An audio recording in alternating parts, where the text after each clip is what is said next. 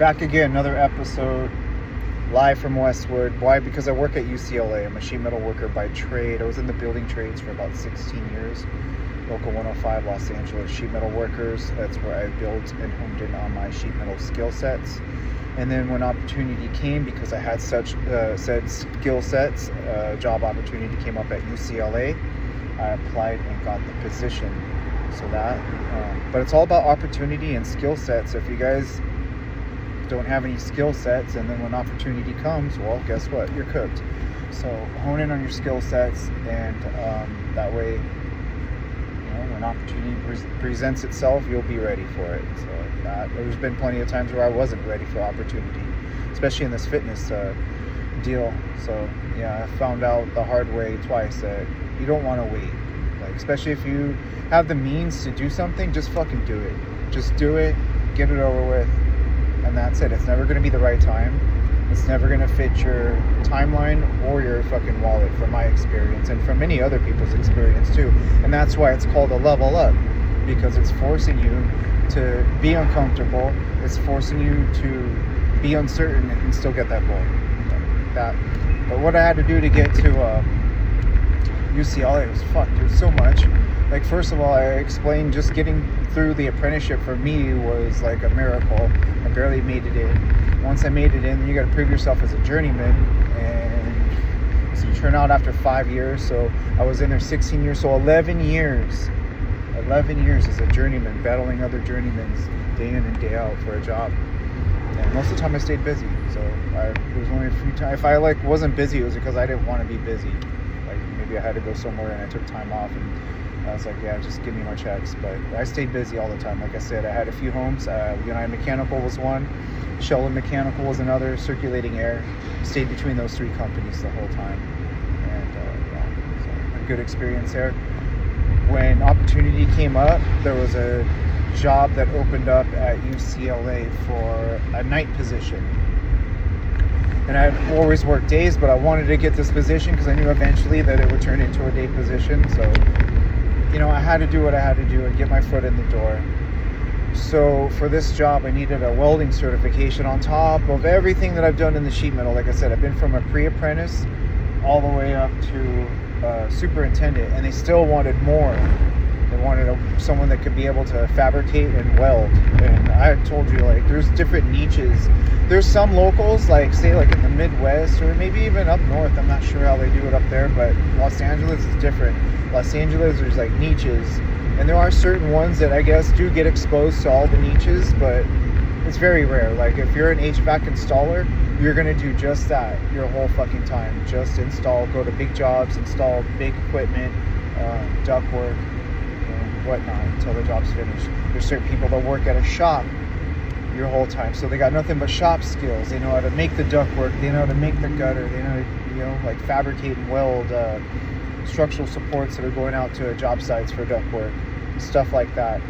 So I was always the HVAC field installer. Here at UCLA, they do it all. They do fabrication, installation, everything from fabrication to installation. And that's what I really liked about this trade versus all the other trades. We lay out, we fabricate, and we install our own work, versus, like, say, an electrician. He might lay out his work and know how much, like, pipe he needs, but he's not gonna go make his own fucking pipe. He goes and buys it and shit. The factory makes it. We do everything from dude, we're straight manifestors. Bottom line, we manifest shit out of metal, straight up. I think it's so fucking cool. Like, yeah, it's really cool. I think Jaden wants to do it. Jaden's like a builder. He's been building Legos since he was 5 years old, and he's been doing, like, expert level, like, I think something we suspect. But yeah, he's like crazy level at that, and he's always been like that. So I don't know. He's also dyslexic, dysgraphic, so it's like, what the fuck? He has like one disability here. Well, it's not even a disability. Like, it makes him unique, and actually it helps him in other areas being that way. So yeah, it's crazy. But everyone's unique, and that's what's great about us. We're all uniquely unique. Find what you're good at and fucking share that shit. This kid could build like no fucking other. Like, he's built all the Legos, all of them, the Titanic, the fucking everything. There's like a big one, Star Wars one. It's like, dude, it's huge. It's crazy. Yeah. And what gets me too is like me and Uncle Ron, we've probably spent literally like thousands of dollars on this kid and his building skills.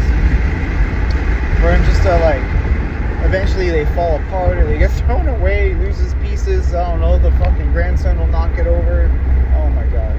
So yeah, we try not to do that. But anyways, everything takes skill sets is what I'm saying. I got a little off tangent there, but you know, we fucking have a big influence over our kids also. He sees me that I'm a builder. He sees me that I get up early. He knows that builders get up early. Well, that's what he does. And same with Jackson. He sees me eat healthy. He sees me work out.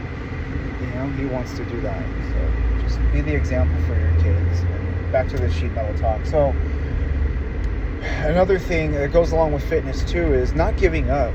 Like seeing just that fucking little slither of fucking possibility and just not giving up. It is hot, you know, the fucking, you know, I fucking put it on at lunch, so I like get tired and I just pass out like a fucking hot room when I wake up. Anyways, it's about not giving up, and even if you see like a slight slither of an opportunity, fucking go for it. Fucking go for it. You'll never know if you don't fucking try, or you'll definitely never know if you don't try. So try and go for it.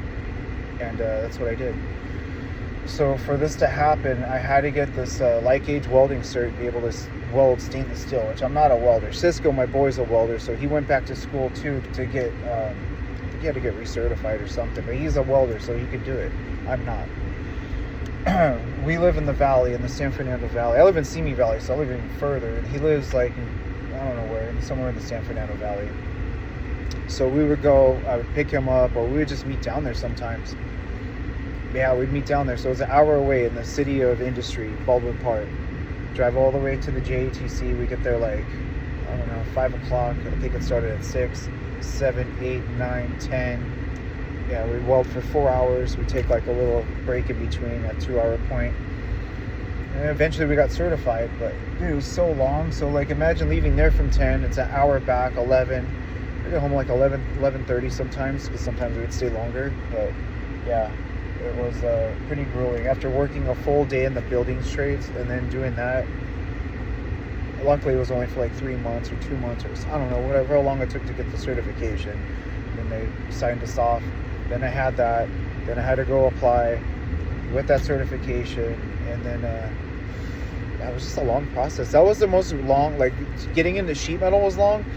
Getting into UCLA was even more longer and more stringent. They wanted everything they had. So they wanted all your certifications plus that welding certification. Then they wanted the same thing, 2 interviews, drug tests, fucking extensive background check. They wanted to make sure like you have no like criminal record or none of that shit. They take your fingerprints and all that, which I've never had done before, like for a job. So that, and yeah, then they call me, oh, you're hired. Well, it wasn't just like that. I had to fucking tell them all my credentials and shit, but you know, it all spoke for itself. I had it all on paper when I went in there. Again, I know how to dress for an interview. I know how to talk to all walks of life. I could go in there and act professional. I could be fucking whatever, you know? Like, I was with it, and they hired me. And we've been here, 8 years? Been here 8 years. Been here since 2018. I hope that's 8 years. Yeah, it's 8 years. So that, and I love life. Like, I really love the people I work with. I've worked with a few of them for, decades. I worked with them at UCLA jobs in the building trades, and so get to that point where you can go anywhere you want and you can do what you want. As far as like, yeah, it is working for somebody else, but I like what I do. I like to go here, meet up with the people, work on projects together, and just go home to my family. So a lot of people don't have that luxury where they do like genuinely like the job and the people they work with. Grateful for that.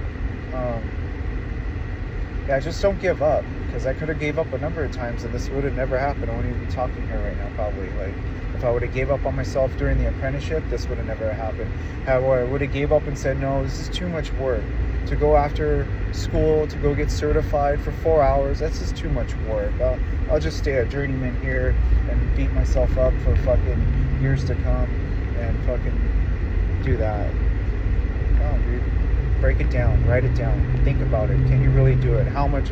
That's another thing my mentor always says, like, how much work really needs to be done to do this? Are you down? Are you down for 6? Are you down for 10? I'm down for whatever. I'll make it happen. So, and I was, and I did. And that's with anything that I can find do. If I really want to do it, fucking find a way to make it happen. Just like I made shit happen with my fucking negative bendy hollows, we make it happen with this positive stuff. So get to that point, guys. I hope this helps anyone watching this. Peace out. Love you all. We're back at it tomorrow.